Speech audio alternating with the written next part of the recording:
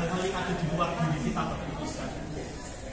Yang bisa kita kendalikan adalah bagaimana kita merespon setiap situasi yang disajikan kepada kita. Selama kita mensyaratkan, saya hanya akan bahagia kalau atasan saya mengapresiasi semua yang saya lakukan. Saya hanya akan berbahagia kalau teman sejawat saya itu ramah sama saya. Saya hanya akan berbahagia kalau saya dipuji. Karena bahagia itu adalah sebuah penerimaan tanpa syarat.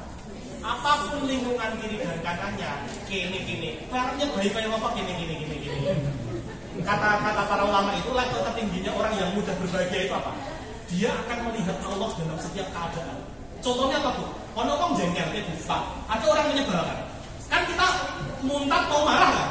Pas mau marah itu kemudian kita bertanya, orang yang menyebalkan ini kira-kira itu makhluknya Allah bukan? Dalam kekuasaannya senangannya salah kartu ujian beres-beres, maksa-maksa dalam kartu ujian itu kan paling sering kan?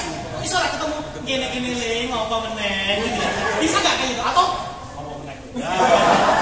Beda level kan? Maka nih ujiannya ini real gitu ya. Yaitu bisakah kita menerima tanpa syarat orang-orang yang kiri dan kanan kita? Setidaknya kalau nggak jauh-jauh dimulai dari orang-orang terdekat. Kisah penutupnya adalah Alkisah suatu saat ada seorang suami Bapak Ibu sekalian yang kemudian menggambarkan bahwa kayaknya istriku tuh sedang rindu padaku. Aku pas pulang ke rumah akan memberikan hadiah kepadanya. Karena istrinya itu suka banget roti bakar, gitu ya. Roti bakar. Dia kemudian beli roti bakar spesial, gitu ya. Isinya apa kalau spesial itu ya? Ya ada keju, coklat, gitu lah. Gitu. Terus habis itu dia pulanglah sambil membawa roti bakar yang dia beli tadi. Ingat-ingat ya Bu, Pak, ini rahasianya ya, rahasia psikologi. Kalau laki-laki sudah mengeluarkan effort sesuatu, di kepalanya itu cuma ada aku mau itu hadiah aku itu saja. Yakin Bu, laki-laki itu kayak gitu.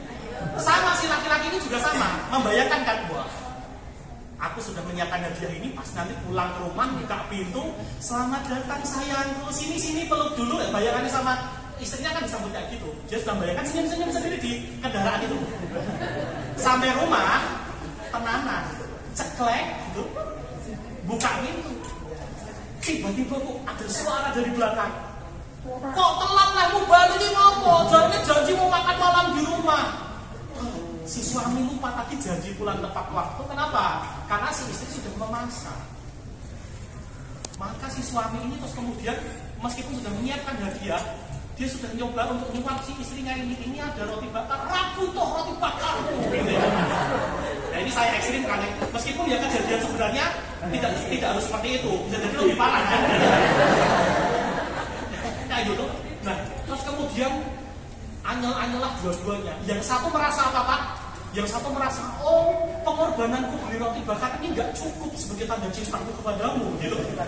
Yang istri merasa tersakiti, oh jadi aku sudah masak sekian lama ini, cukup kamu bayar dengan roti bakar dan kamu pikir aku bahagia, gitu. Yang penting mak runting Shopee, gitu ya. Nggak penting ya. Nah ini roti bakar itu, gitu kan. Tapi faktualnya, hidup kita hari ini di dalam sebuah sistem maupun keluarga, maupun di dalam organisasi, semua orang itu sedang saling menyandera kebahagiaan. Hanya mau bahagia kalau dibahagiakan orang lain. Padahal dalam Islam sejauh dituturkan oleh Kanjeng Nabi, seluruh penduduk di muka bumi tidak punya tanggung jawab untuk membahagiakan satu sama lain. Kebahagiaan itu hanya ketika kita mendapati bahwa cukuplah Allah yang mengisi setiap diri ini. Cukuplah Allah yang membayar setiap kegelisahan ini. Jadi suami Bu, fokus utamanya adalah menjalankan kewajiban. Yo sitik-sitik nanti haknya dapat, alhamdulillah. Tapi kalau tidak, nggak usah merasa kok saya tidak diapresiasi.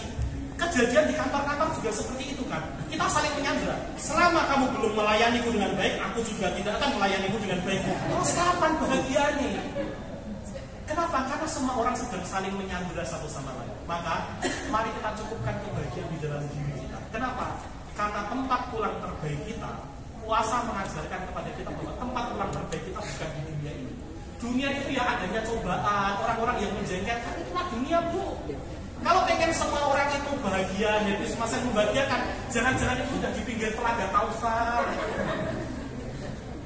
Kenapa? Ya namanya dunia itu adalah tempat hadiah terbaik bagi seorang muslim. itu bukan sesuatu yang didapatkan di dunia. Seandainya seluruh penduduk di muka bumi ini, Bu, bersepakat untuk membuat kita tidak bahagia, kita tetap akan bisa berbahagia. Karena apa? Karena kita mencukupkan diri dengan kedekatan kita dengan Allah Subhanahu wa Ta'ala.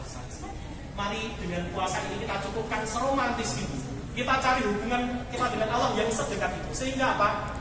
Kita berbahagia kalau ada orang lain yang sudah membahagiakan kita. Tapi kalaupun tidak, kita bisa berbahagia karena apa? Kita tahu bahwa ada hadiah yang disiapkan Allah atas kesabaran dan kesyukuran kita. Karena selama kita masih saling menyadar, semua orang itu ya sedang saling menguji satu sama lainnya. Dan kita akan nunggu dengan kesengsaraan, gitu ya, kalau menunggu dibahagiakan sama orang di kiri dan kanan kita. Padahal tidak ada seorang pun di muka bumi ini yang punya tanggung jawab untuk saling membahagiakan. Sambil bareng-bareng mencari kebahagiaan itu bisa dilakukan. Suami istri itu kan bareng-bareng menempuh perjalanan untuk mencapai kebahagiaan. Tapi nggak ada tanggung jawab istri harus membahagiakan suami, suami harus membahagiakan istri. THR Ramadan langsung tidak berbahagia. Bayangkan tiba-tiba saya tinggal di Solo sehari-hari, tiba-tiba Solo itu jadi seru gara-gara Sritek, Bu, Pak. Suasana Solo itu langsung berubah loh. Terus kenapa ya? Sritek itu kalau buat orang Solo itu kayak simbol kemegahan dan kejayaan loh. Cita-cita setiap bapak kepada anaknya ini, gue kudu jadi sugih kalau simbol Sritek. Kayak gitu. Kalau diomongkan sekarang kan sudah nggak masuk ya. Gitu ya. Kan horor banget kalau simbol Sritek, pilot ya, gitu ya. Kan agak suasananya jadi berubah. Artinya apa? Bayangkan, cuma gara-gara apa minggu, sekalian.